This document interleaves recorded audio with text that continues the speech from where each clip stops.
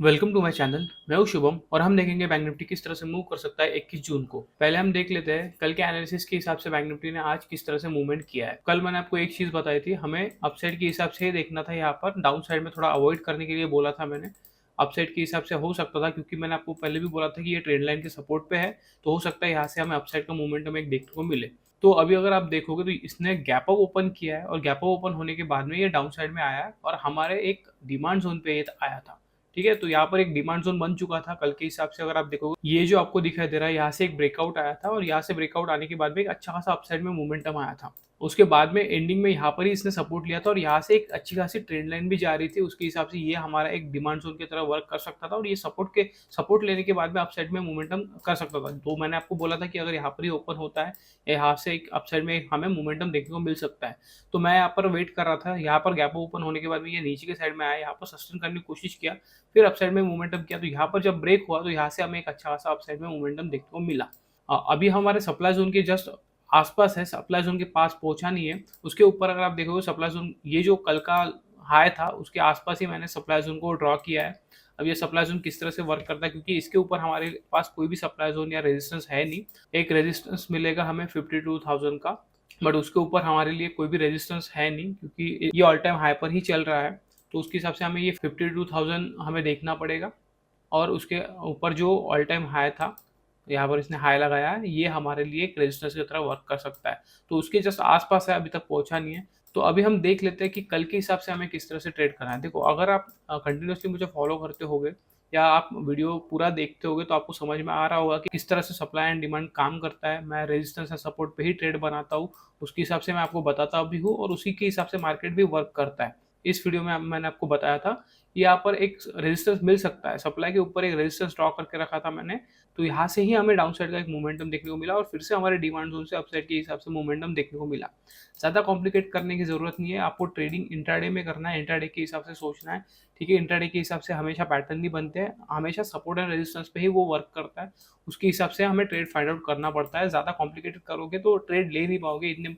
अगर आपकी क्वांटिटी अच्छी खासी रहती है तो फिर आप किस तरह से ट्रेड करने वाले हो। ठीक है, कुछ ना कुछ लॉजिक होना चाहिए, उसके हिसाब से उसके बेस पे ही हमें ट्रेड बनाना पड़ता है। हाँ, नहीं तो फिर हम ब्लाइंडली ट्रेड कर नहीं पाते हैं, क्योंकि आपको नहीं पता होता कि किस तरफ जाने वाला है, अप साइड में जाने वाला है या डाउन साइड में जाने वाला है, आपको पता नहीं होता। अगर आप नेकेड चार्ट अगर देखोगे, यहाँ पर मैं अगर चार्ट का जो सपोर्ट एंड रेजिस्टेंस वो बंद कर दूंगा तो आपको पता नहीं है कि किस डायरेक्शन में जा सकता है। बट हम ये सप्लाई एंड डिमांड हम ड्रॉ करके रखते हैं, तो उसके हिसाब से हमें एक बेस मिल जाता है कि इसके हिसाब से एक हो सकता है कि यहाँ से एक अपसाइड का मोमेंटम दे सकता है।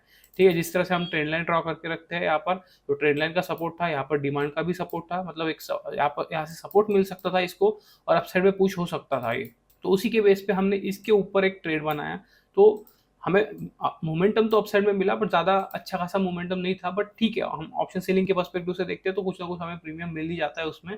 बट एक आपको सिनेरियो दिखना चाहिए, एक आपको कंफर्ट रहना चाहिए कि आपने एंट्री बनाई तो कुछ लॉजिक होना चाहिए, उसके हिसाब से ही हम ट्रेड बनाते हैं। ब्लाइंडली ट्रेड मत करना। ठीक है, कभी भी ब्लाइंडली ट्रेड मत करना है, कुछ आपके रूल्स बनाओ, उसके हिसाब से आप ट्रेड बनाओ। मैं आपको एनालिसिस बता ही देता हूँ, उसके हिसाब से भी अगर आप वर्क करते हो तो भी आप अच्छा खासा प्रॉफिट यहाँ पर निकाल सकते हो बैंक निफ्टी में। मैं ज़्यादातर बैंक निफ्टी का एनालिसिस इसलिए बताता हूँ क्योंकि मैं खुद उसमें ही ट्रेड करता हूँ। बट अगर आपको निफ्टी का भी अगर एनालिसिस लगेगा तो मैं निफ्टी का भी एनालिसिस कर दूंगा आपके लिए। मैं निफ्टी में ट्रेड बनाता नहीं हूँ, मैं ज़्यादातर बैंक निफ्टी में ही ट्रेड करता हूँ। बट अगर आपको लगेगा तो आप कमेंट करिए, मैं आपको निफ्टी का भी एनालिसिस बता दूंगा। तो अभी हम देख लेते हैं कल के हिसाब से हमें किस तरह से ट्रेड करना है। अभी ये ऑलमोस्ट सप्लाई के आसपास है, तो इसके बीच में आपको पता होगा कि इसके बीच में मैं कभी भी ट्रेड बनाता नहीं हूँ। ठीक है, एक तो ये सप्लाई के आसपास आना चाहिए और फिर हम डाउन साइड के हिसाब से यहाँ पर देखेंगे। अगर यहीं पर ओपन होता है तो यहाँ से एक सप्लाई के पास में मोमेंटम करना चाहिए और यहाँ से हमें कुछ ना कुछ कंडीशन दिखानी चाहिए, उसके हिसाब से हम डाउन साइड के हिसाब से ट्रेड बनाएंगे। फर्स्ट प्रायोरिटी हमारी सप्लाई के पास में डाउन साइड के हिसाब से ट्रेड बनाना रहता है। ठीक है, ऑल टाइम हाई पे है तो उसके हिसाब से हम पहले तो हम डाउन साइड के हिसाब से ही देखेंगे। अपसाइड के हिसाब से कोई भी ट्रेड बनाना नहीं है। ठीक है, ये ऑल टाइम हाई के ऊपर भी जा सकता है। ठीक है, इसके ऊपर जा सकता है, बट इसके ऊपर लेवल है नहीं हमारे पास, तो उसके हिसाब से हमें देखना पड़ेगा कि देखो ऑलमोस्ट अभी यहाँ पर 52,000 का एक रेजिस्टेंस मिल सकता है इसको। तो अगर ये सप्लाई को निकालता भी है तो यहाँ पर अच्छा खासा सस्टेन करना चाहिए, उसके बाद में ये अपसाइड में मोमेंटम कर सकता है। मेरे पर्सपेक्टिव से अगर मैं पहले सोचूंगा तो उसके हिसाब से अगर यहाँ से डाउन साइड में मुझे ट्रेड मिलता है तो उसमें मैं ज़्यादा कंफर्टेबल रहूंगा, ना कि अपसाइड के ट्रेड में। ठीक है, क्योंकि ऑलमोस्ट ये अपसाइड में मोमेंटम कर चुका है, बहुत ज़्यादा मोमेंटम कर रहा है बैंक निफ्टी, तो उसके हिसाब से ज़्यादा कंफर्टेबल मैं रहूँगा नहीं अपसाइड के हिसाब से, मैं थोड़ा डाउन साइड के हिसाब से पर्सपेक्टिव से यहाँ से देखूंगा।